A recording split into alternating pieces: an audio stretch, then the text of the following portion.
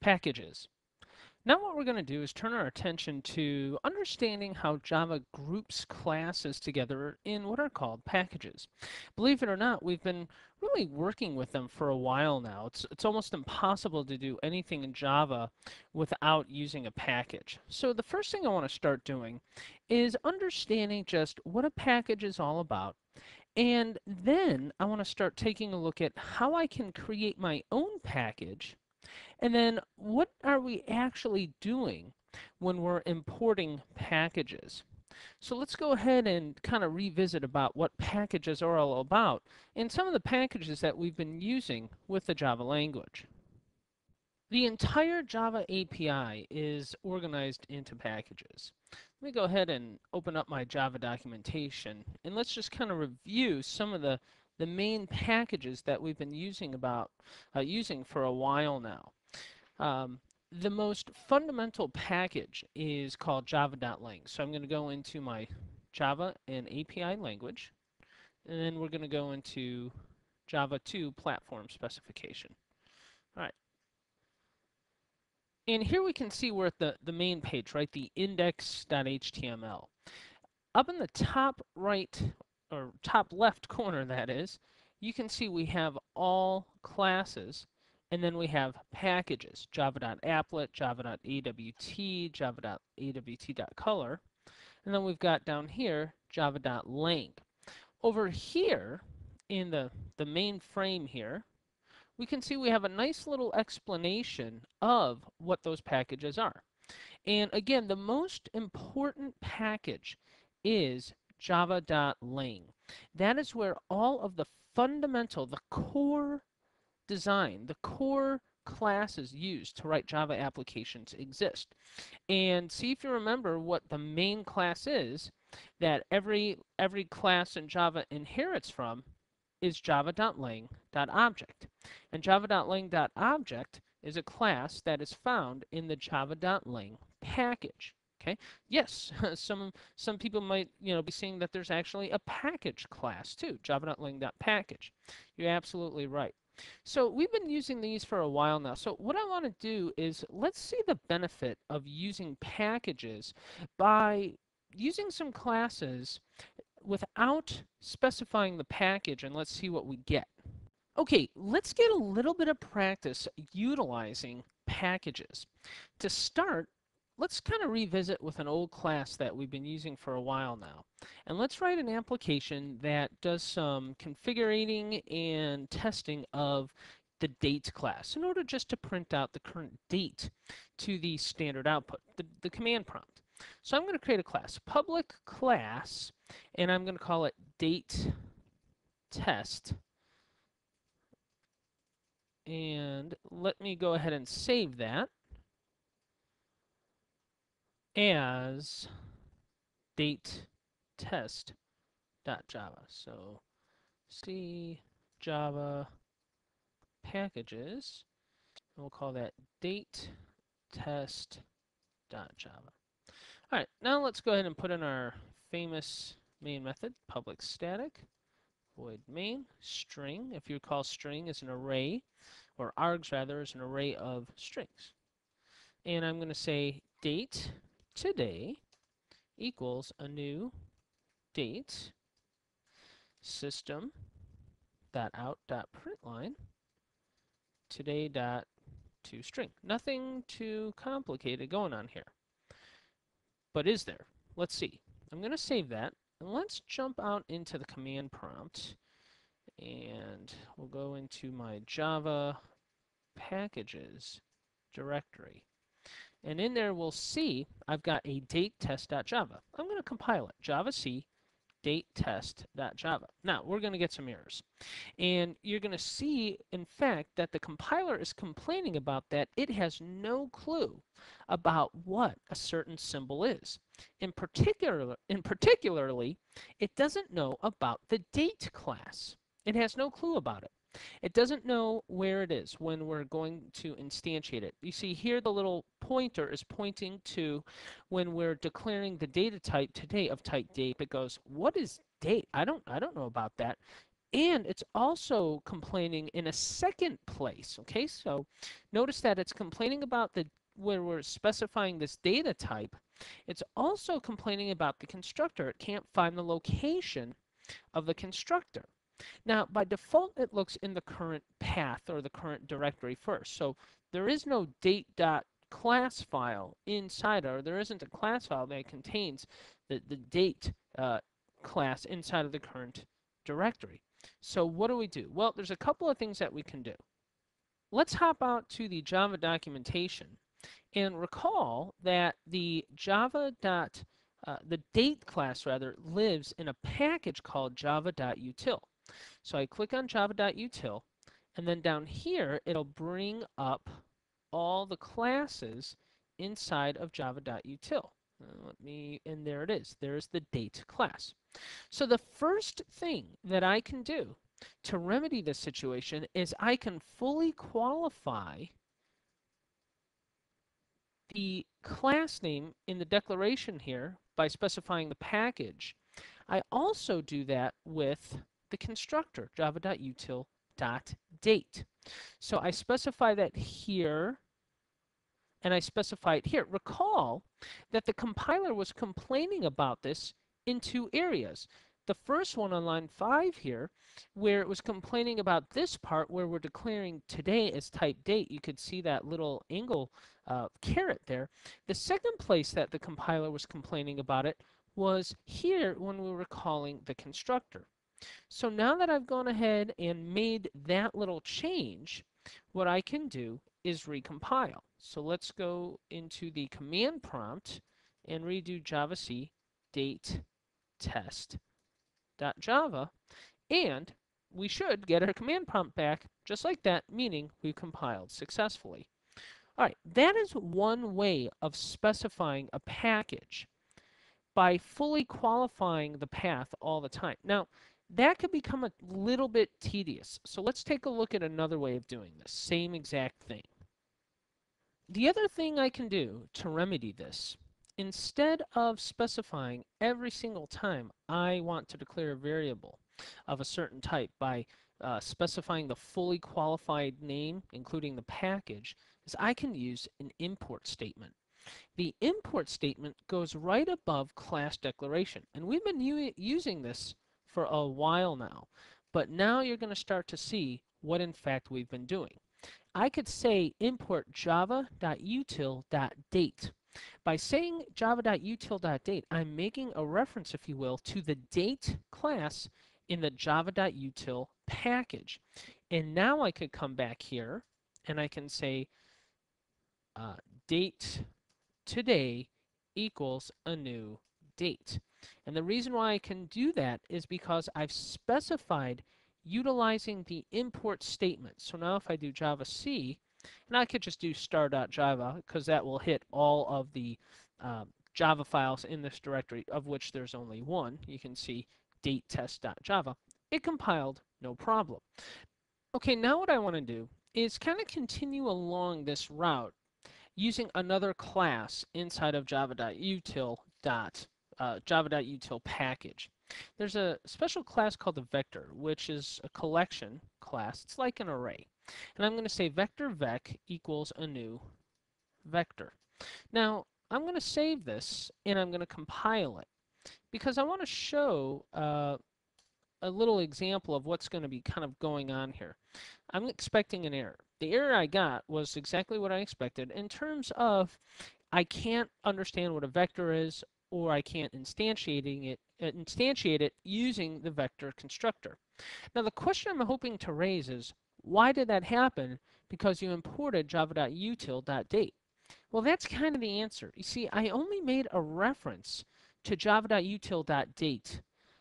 I didn't make a reference to java.util.vector. So I could remedy this in one of two ways. I could come here and do java.util.vector and java.util.vector there, save that and compile it.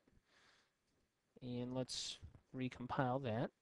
And then we'll just get our command prompt back and you can see that compiled. That's the first way. The second way of remedying this error is by specifying a reference to the vector class too.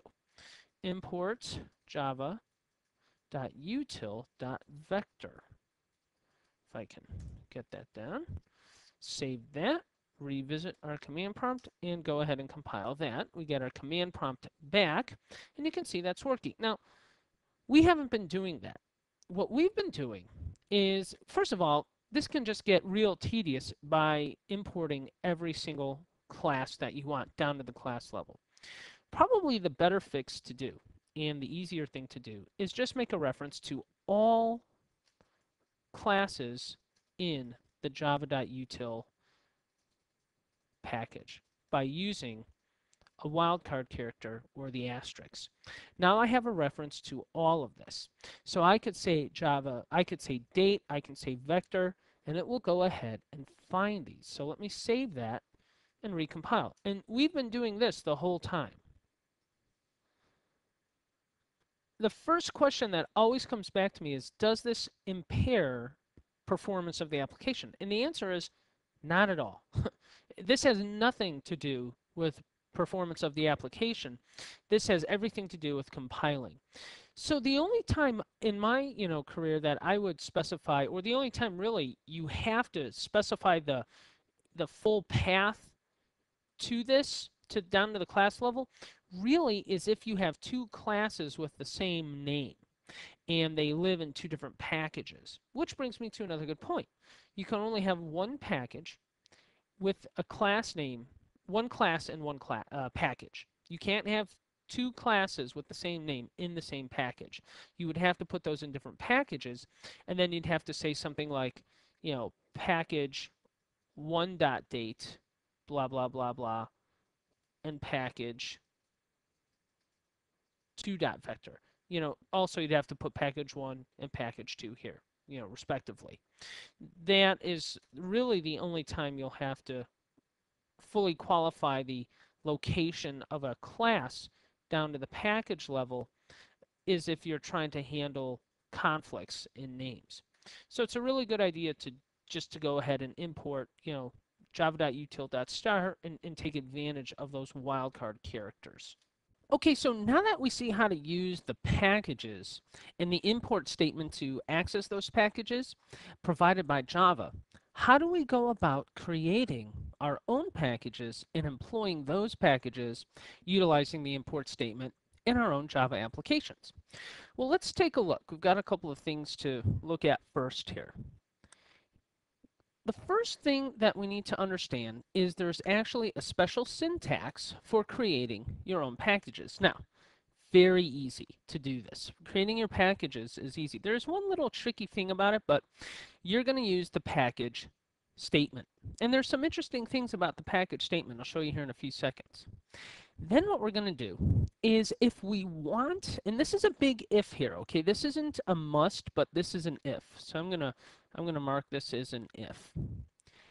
If we want our classes and constructors to be accessible outside of the package, then we have to mark them as public. Only if we want them to be accessible outside of the package. Believe it or not, we create a default package every single time you create a Java application. We've been creating our own packages this whole time. However, we've been using the default package and the default package scope. Now what we're going to do is start creating classes to be accessible outside of that. Something else I need to show you is how closely related the packages to your folder or directory structure. And then finally, when we compile packages or our source code, that is, and we want to use a package, we have to use the Java C compiler. Okay, we know that, Java C, but there's a -class path option that we have to go ahead and utilize when we're compiling and specifying the package. All right, so let's go ahead and put this into some practice. Okay, the first thing we're going to do is we are going to come into a directory that we like, and I've been working in my Java packages directory, okay? And what I'm going to do is I'm going to create a directory using the DOS command mk dir. Just note you do not need to do this in DOS. You can click away in Windows Explorer, but I'm just a little bit more comfortable here, and I'm going to call this CBT Nuggets package. Well, just CBT Nuggets. That sounds good to me. And there is a directory. Now, what you have to understand is the directory becomes the package, okay? Not the classes inside of that directory. The classes are not the package. It is the directory that is the package. So now what I'm going to do is I'm going to create a class inside of that package. And I do two things. It's very straightforward. The first thing I do is I use the package statement. Now, the package statement must be, if you're going to use it, the first line of code other than a comment. Okay, so I could put, a Java comment here. This is a demonstration on creating packages and classes in those packages. Okay, I'm kind of typing here pretty quickly. That's a comment. Then, and this is an important order for you to remember, I'm going to save this here, and we'll call this, I'm going to put it in CBT Nuggets, and we'll call this CBT Nuggets 1.java. And even though I'm saving it inside of the CBT Nuggets directory, I have to say, hey, this is also the CBT Nuggets package. So here is the order. The first thing you have to do, the first statement, you could have as many comments as you want, but the first statement is that if you're going to have any imports, and then class declaration, that is the order. If you're going to use all three, package, import, class. Otherwise, if you're just using two, you do import class, or if you're just using a class, you just say class. You can never mix this order up, okay? So if you are not using an import, which I'm not, so it goes package, then the class. Now, as I said earlier, if you want to be able to access this class outside of the package, you have to mark it as public, and I'm going to call this CBT Nuggets 1. Okay, this is the class. I also need to make the constructor public, so CBT Nuggets 1. All right, and we'll do this fairly simple. I'll do a system.out.println. You created a new CBT Nuggets 1 class. Pretty straightforward. Now what I'm going to do is we're going to compile that. And to compile this, let me go into the CBT Nuggets directory. I have to use a special command switch to the Java C, and it's class path. And what I do is I direct where it is going, the name of the path to the package. The package is the directory. So if this CBT Nuggets packet is the package, this package lives in /java/packages. Okay, so /java/packages. And then I can go ahead and say the name of the class, CBT Nuggets CBT Nuggets 1.java. Okay, and that will compile, and it puts in the information to say, the class lives in this package. Now, how do we go ahead and access this package? Well, we've got essentially three choices. We can, one, set up an environmental variable to the package. Two, we can go ahead and use the -class path when we go ahead and run the application in Java. We could set the class path. And of the two, setting the class path is the preferable method other than modifying the environmental variable. Because I'm going to modify the variable, let me get out of that DOS prompt. Supposedly Microsoft has fixed that, but I haven't tested that.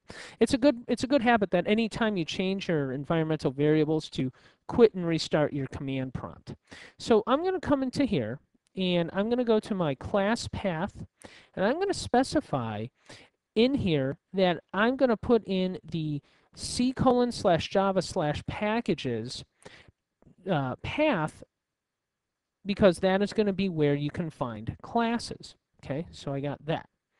Now what I'm going to do is come out here, and let's kill this. And watch what I'm going to do on purpose here. First, we're going to generate an error. So I'm going to say public class demo1. Okay.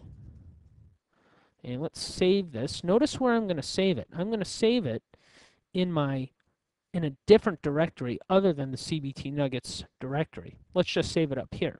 So call this demo1.java. Okay, now I'm going to do a public static void main string args. Now I'm setting us up to have an error, so I'm going to say CBT nuggets 1 demo equals a new CBT nuggets 1. Actually, I don't even have to do this. I can just go ahead and call a new CBT nuggets 1 because it's going to produce, output to standard output. Now, think about this. What error do you expect to see here? Let's go into the Java packages directory. I'm thinking we're going to get the error about can't find the symbol, and then it's going to yell at us, like what we were getting earlier. So Java C demo1.java. Okay, let that think a few seconds, because it's not going to be able to find it. And look at this, cannot resolve symbol. This is exactly what I was expecting to get. And it's pointing to CBT nuggets 1. All right, no problem. We'll watch this. I'm going to say CBT nuggets dot, because this is the name of the package. That's the name of the package.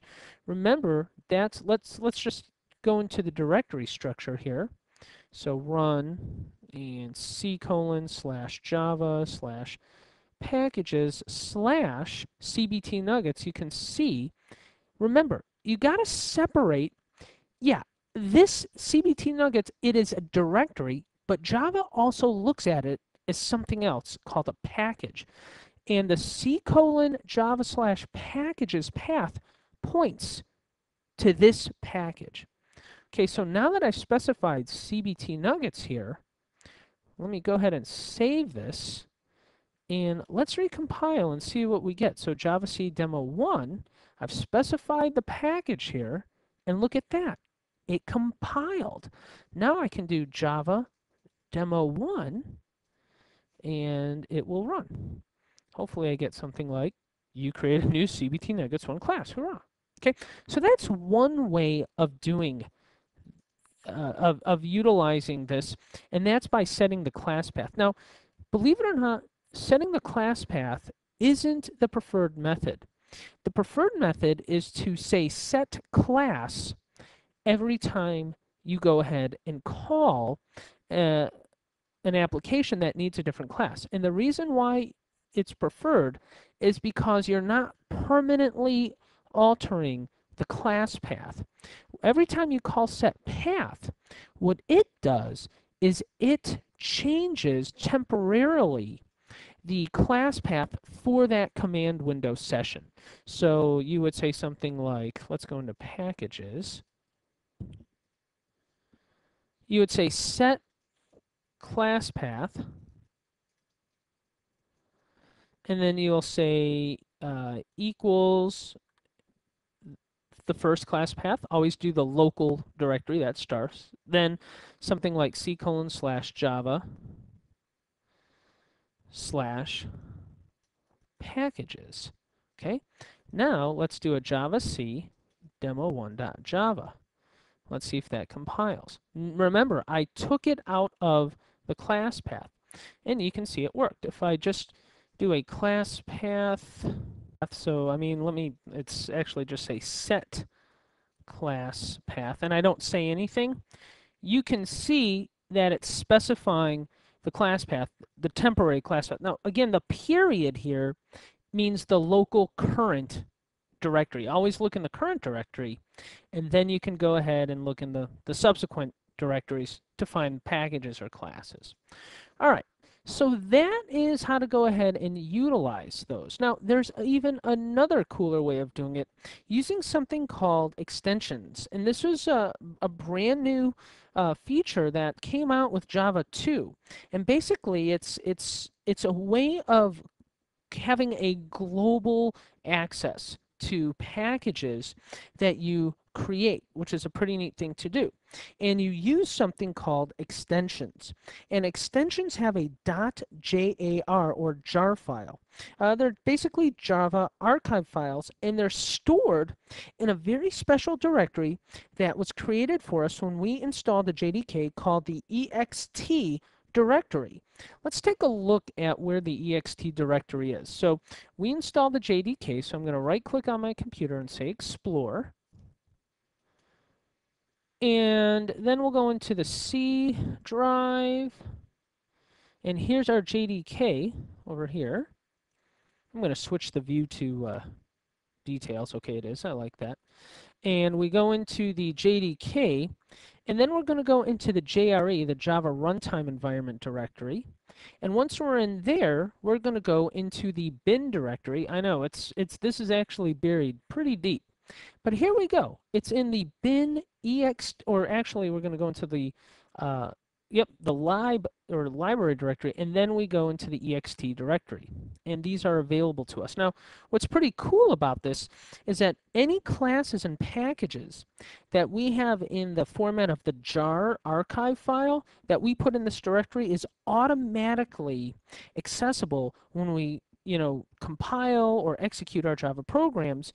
And the good thing about this is we do not need to specify the class path environmental variable or use the -class path command line option when we go ahead and compile or execute our Java applications.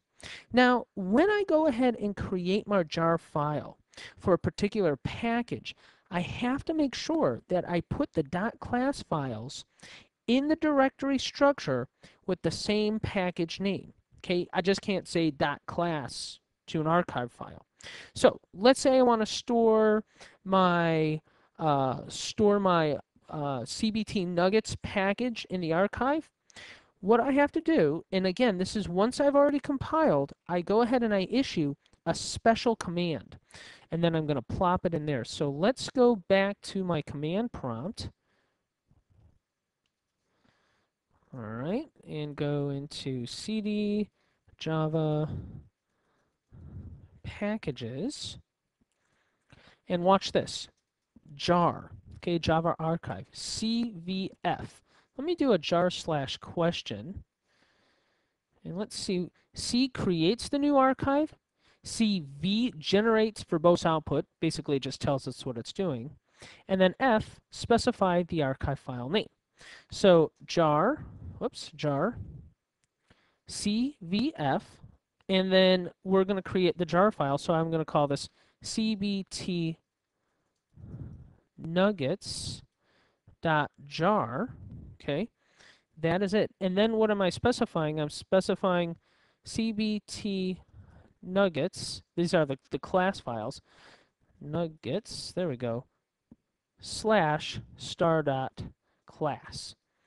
Now, we only have one in there, so it went ahead and created a manifest file, which is metadata about the jar file. And look at this. It said added CBT nuggets, CBT nuggets1.class. If I do a dir, okay, we can see that I've got CBT nuggets.jar. So let me go ahead and type start period here. And that will bring up Explorer for me. Here's my CBT nuggets.jar.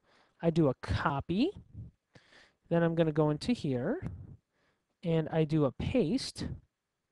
Okay, quit that, and then let's do a dir. Notice how, again, let me do a set class path. Notice that in here I have no reference at all to my CBT nuggets package. Okay, so let's see if this compiles. javac demo1.java, and because it's in that extension, according to the literature, it should work. And guess what? It does. And this is a very cool little trick. So Java demo 1, and here in a few seconds I get you created a new CBT Nuggets 1 class. So that is creating jar files and using packages. In packages, we went over how to bundle up our own classes into something called packages. And we saw that a directory and a directory structure is tightly coupled with the packages that we create in Java. I showed you how to import packages using the import statement. I also showed you how to use the package statement to define that your class is within a certain package. Notice how the first thing, if you're going to use it, is package, then the second is import, and then the third one would be the class, if you're going to be using class. Then I showed you a cool trick using the jar command, jar CVF. Create the jar, verbose mode output, and then specify the file name. Okay, and then when you put that in, you create the jar file. The jar, it creates a .jar of your package, and you put that in the ext directory inside of the JDK, and that ext came with the JDK. It was created for you during the installation. So I hope you have found this informative, and I'd like to thank you for viewing.